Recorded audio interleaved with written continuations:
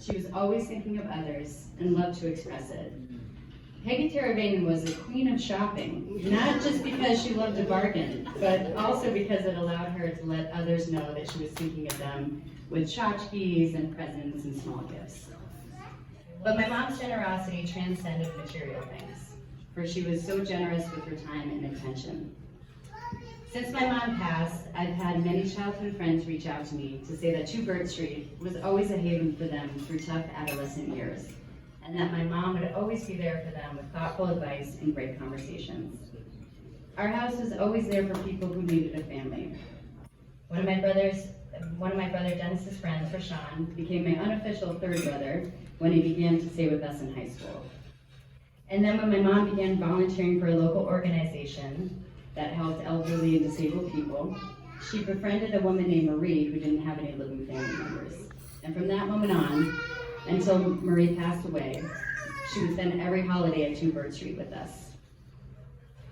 My mom loved and lived with great conviction. When she loved you with all her heart. My mom, in the simplest of terms, was a force of nature, which could be terrifying at times, such as when you were in the passenger seat of the car while she was driving, or if you were late for a photo shoot on a Kirk Fest. It could be terrifying. She was a force of nature who had no tolerance for injustice. And as a result, my mom dedicated her life not only to helping others and advocating for them, but also for standing up for them. And as fierce as her love was and her compassion, so was her commitment in standing up for causes that she believed in. My mom used to tell me that she was in awe of me with my gypsy traveling and my decision to become a nurse. But I learned to be fearless for my mom. I learned that I could be or I could do anything by watching her. She was never afraid to try different things or different avenues in life and to reinvent herself. And I learned to finally believe in myself after many years, which I struggled to. For my mom always believed in me, even when I did not. In death, we focus on loss and what we don't have anymore. But what did we have? We were also fortunate to have this beautiful, amazing woman in our lives for as long as we did.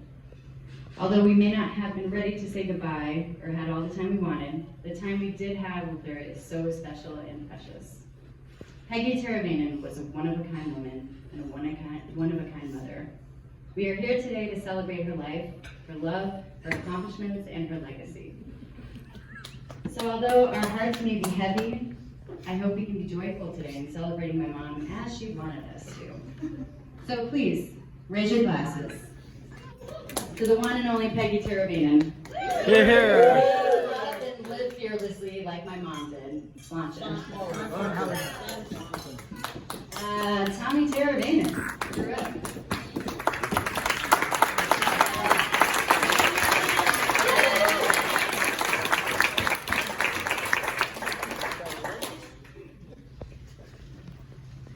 Good afternoon, everyone. I'm just overjoyed to see all the love that all of you have come here today to honor my mom. I can't thank all of you enough for the emails, the texts, the phone calls, the cards. I just cannot thank you. It's been tough, and it's means so much to myself, my dad, my siblings, to everybody. But this is what my mom wanted. She wanted a party to honor her life. She's looking down and she's just absolutely smiling, giving us a thumbs up.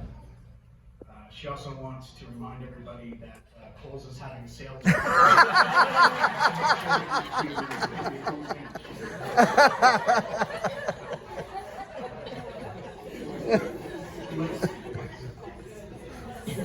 Probably at everybody's point in life, when you're young and teenager, you cringe to think, do I ever want to? I don't want to be like my parents.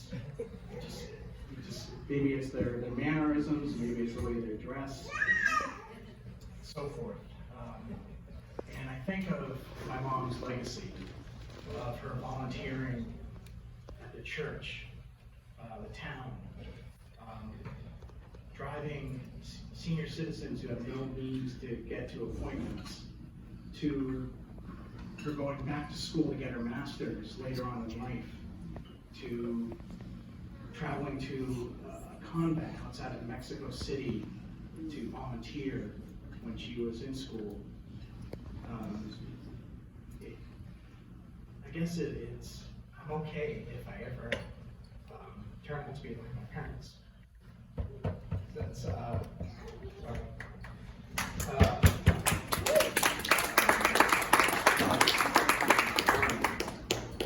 It just, you know, she's taught me just love and compassion, and I definitely feel that today. And as I see it for my daughter, that's being passed on. Sorry. It's okay.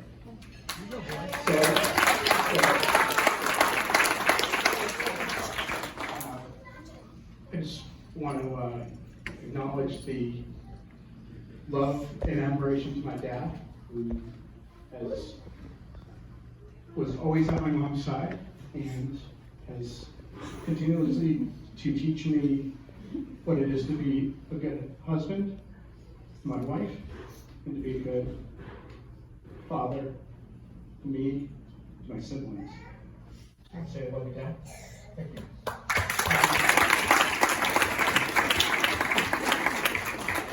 I love you.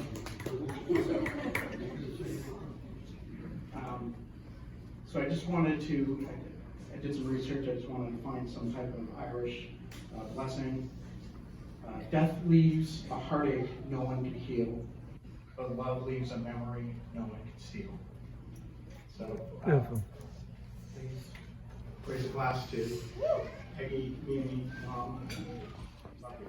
Thank you all. Cheers.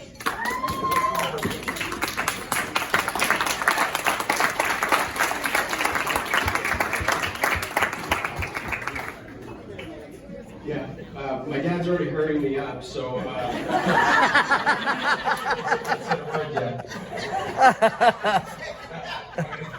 gonna warn you, as the great Ron Burgundy said, I feel like I'm in a glass case of emotion. So I'd like to echo the sentiments of all of the generous and thoughtful gestures we've received as a family. God, it is that makes me even more emotional sometimes than what the situation is. Also wanted to thank all the people who traveled from far away. Thank you so much. It really means so much. There's one thing, you know, you get the support that you get from the message and whatnot, but for all of you to actually be here, that's a whole different level. So thank you so much. And also thank you to Leo for making this work. We appreciate you letting me look at. Thank you so much. So a show of hands, my sister alluded to it, I didn't know she was going to get into it, hopefully she didn't steal my thunder, but how many people here have ridden in a car with my mom before? Okay, well fortunately, we all survived. I've been thinking about a ride I had with Tilly and Gus and my mom not long ago in her Mustang convertible. We went out for a spin to get some ice cream at the Brick House in Hooksett. There we were traveling along on Hooksett Road in the Mimo-mobile with the Biden-Harris bumper sticker on the back, the Pug Mahone bumper sticker as well. And it reminded me of her unique sense of her driving style. That is to say, there is a saying called all gas, no brake, but with my mom, it is actually all gas and all brake. Full steam ahead or immediately stop. No in between. So this actually dawned on me as the perfect metaphor to talk about something I want to explain how much I admire and love about my mom. When it came to her passions and interests, she pursued them in the same style that she drove her car. Fast and furious, and when she was ready to stop, she braked hard and arrived at her new destination. In fact, my mom rejected my dad's first attempt at asking her out because she had a violin lesson. Hard stop. Fortunately, my dad asked again, and they had that first date, and from that point on, it was all gas for those two. My mom got married and began our family at 21 years old after a hot and heavy courtship involving picnic lunches in the park, museums, parties with her future Teravainen and Triano in-laws. Well done, Dad. Nice work. Definitely all gas. And then in her 30s, she's balancing different jobs, raising kids, taking us to and from everywhere, fast and furious at all times. Suddenly, in her 40s, she decides to run for elected office and starts a short career in politics and the school board. In her 50s, she goes back to school to get her master's degree, graduates with a 4.0 grade point average. Wow. All gas. And then, until she retired, she worked as a benefits specialist, helping people with disabilities or other challenges in their life, which she took very seriously and she pursued with all the passion that we know, all gas. So it comes as no surprise that when she arrived at her crossroads earlier this year, in between trips to and from the doctors and the hospital, she retook control of her direction. And this time it was her final destination. I recommend that we not necessarily drive like Mom, but I do think we follow her example of pursuing our passions with all of our being, with all of our heart. So I ask that you all raise a glass to Peggy. Mom, I hope you're driving around in a convertible with Grandma and Grandpa up in heaven. Cheers to you. We love you. Cheers.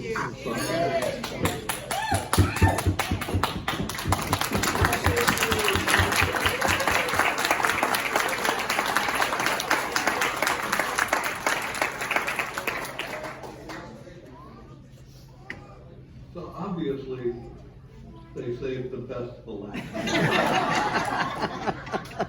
So you would, and I'm going to probably reiterate a couple of points that were already mentioned.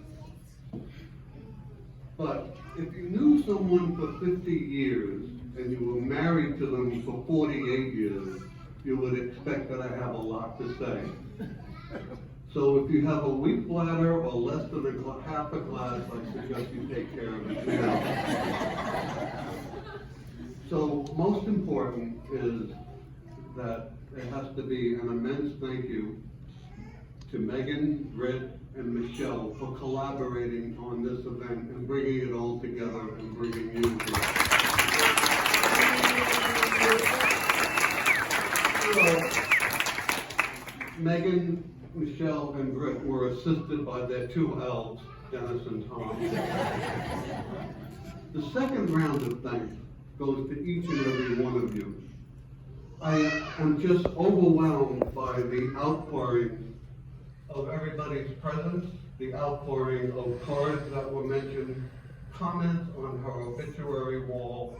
There are no words that can express how I feel and how my children feel in terms of what you have done by your presence today and what people have done in their thoughts, comments, as well as donations.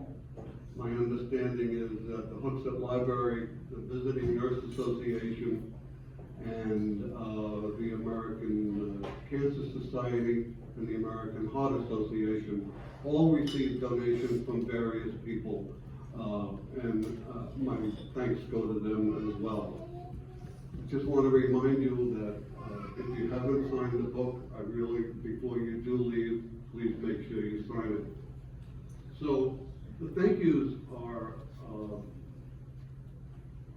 primary.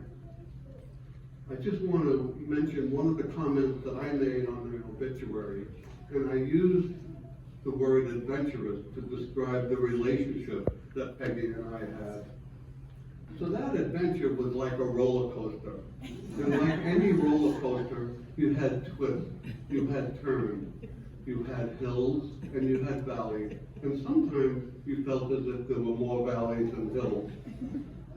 So Peggy didn't like roller coasters, but this analogy serves to the purpose of demonstrating that at the end of each ride, no matter what the challenges were in that ride, whether it was anxiety or excitement, we looked at each other and said, that was fun, let's go around again. So, I want you to remember Peggy not in the twilight of her career, but as Dennis mentioned, when she had a cape and a big red S, and she was flying around, helping everybody in many different ways, and sort of remembering that she was the epitome of multitasking. So she had a lot of favorites. The Cardinal was one of them. We saw one this morning as I was getting a little anxious, so I knew that there was a sign. And she had, when you see a butterfly, a hummingbird, when you see a Mustang convertible, I want you to think of Peggy, because she will be amongst us in many different spirits. When her mom passed, she said, her mom said, I'm gonna have a penny. Whenever you find a penny, that'll be me. Now when you find a penny, it's gonna be Peggy and her mom and her dad. The problem is, I went to the gym earlier this week, and I found a penny in the men's locker room. So I don't know what to make. So, back to my roller coaster I rode in terms of our relationship. After ride number 48, Peggy said, I have to go home. I have to get off. So I knew that her body was broken at that point. And in Brooklyn, we used to say she was busted up. But despite all of her physical difficulties, all of her pain medication, and all of her ailments, and everything that accompanied the latter part of her life, there were three things that she never, ever gave up on. And these three characteristics transcended all of her physical difficulties. One, a love of family and friends. Two, a love of music and singing. Three, the ability to laugh easily. And we've all seen the sign, live, love, and laugh. She tried the best to bring light and brightness. Teresa used the term yesterday, and I said, I'm going to mention that. And she tried to bring it, whether it was to students, her professional clientele, to anybody that she interacted with. So that brightness was her attempt to make people happy. And certainly the nursing home variety shows was an example. And I was sort of like the equipment manager, so I loved all the equipment. And it was a lot of work, rehearsal, costuming, driving, etc. So what they would do is they would take the wheelchair and walker patients and put them in the front. So one time, we had a group in the front that just was asleep. So after the show, I went to Peggy and I said, you know, I feel so bad. You worked so hard to do this, and they were asleep. And she said, no. Their eyes are closed, but they can hear everything that we're saying. So that was Peggy. Everything is a different perspective. So, in terms of the brightness that she tried to bring, just prior to going into hospice care, she was at Elliott Hospital. And Bridget, who is one of her best friends here today, knows that on the 8th floor, the rooms can get pretty tight if you have quite a few people visiting. So what we would do is we would take Peggy out of the room and go down the hallway to where it was bright and sunny. And it turns out that at the end of that hallway was a stained glass window with the following inscription, which I believe epitomizes everything that we've all tried to say.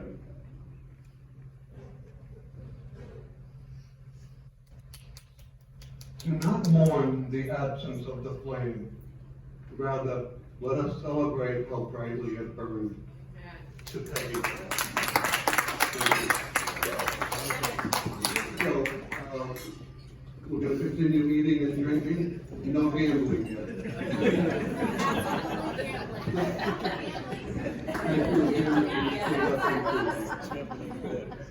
Is there anything else you wanted to, okay, so we're going to continue the meeting.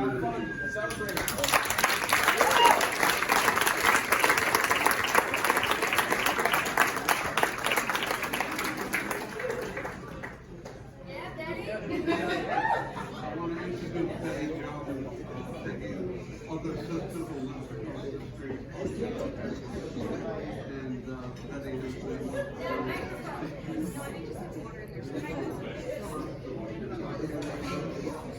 I'm Betty. Peggy was my best friend for the last 30 years that I lived in the neighborhood. The first week that I moved there, she came over with a big bucket of yellow irises and said, "Hi, I'm Peggy, and these are for you for your yard." We became sisters that day.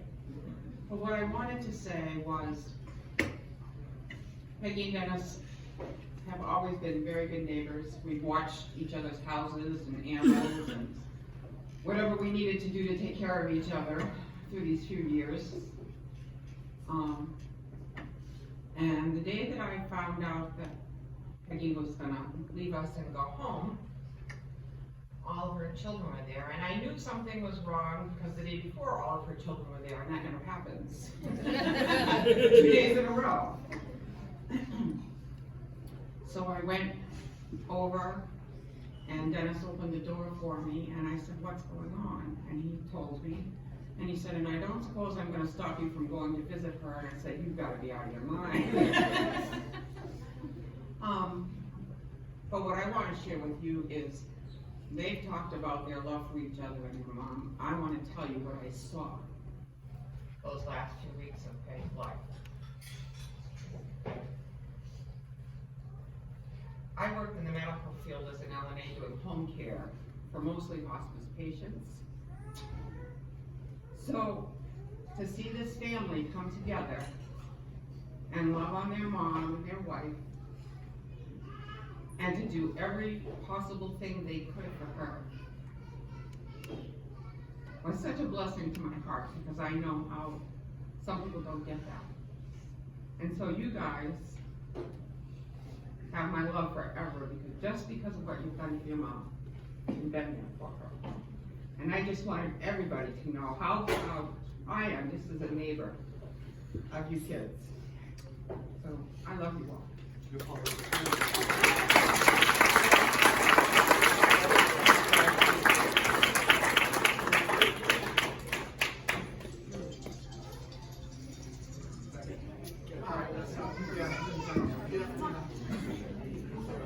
This is my cousin Doug Williams, the best acapella singer.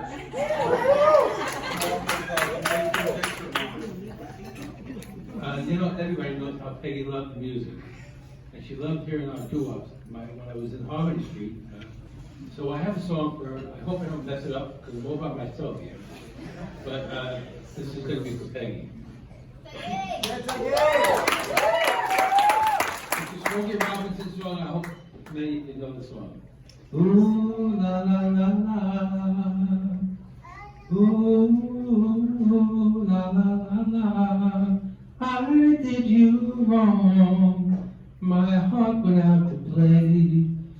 But in the game I lost you. What a price to pay. Hey, I'm crying. Ooh, baby, baby. Ooh, baby, baby. Mistakes, I know I made a few, but I'm only human. You've made mistakes too. Hey, I'm trying. Ooh, baby, baby. Ooh,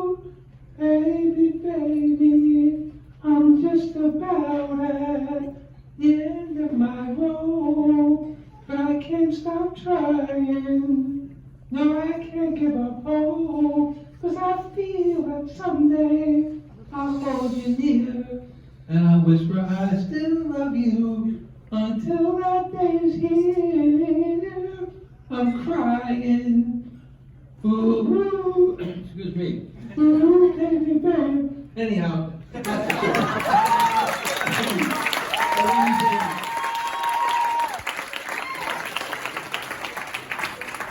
I love you, Peggy.